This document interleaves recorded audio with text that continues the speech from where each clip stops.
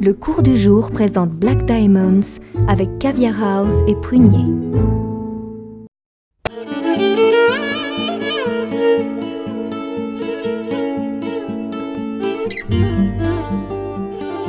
Avec Lénine, le caviar était protégé comme un véritable secret d'État.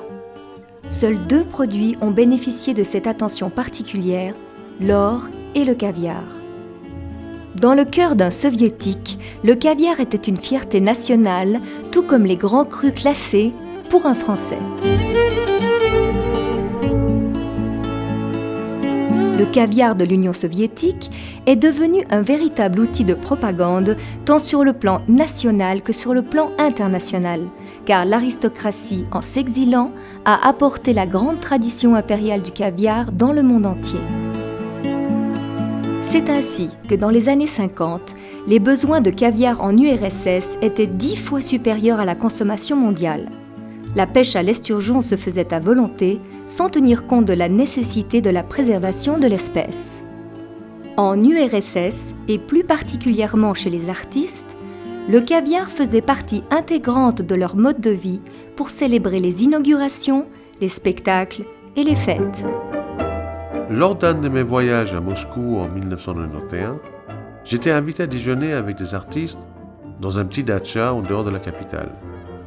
Mon regard fut immédiatement attiré par une grande boîte de caviar qui trônait sur la buffet.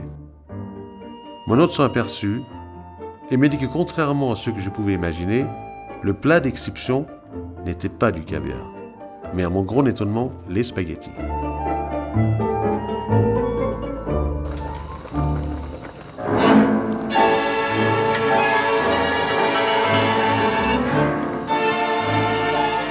En fait, les spaghettis n'existaient pas en Union soviétique, car ils n'avaient jamais été importés auparavant. L'autre particularité était qu'ils étaient préparés à la façon russe, rincés à la vodka, parsemés de ciboulette et couverts de caviar. Une manière originale et extraordinaire de manger du caviar.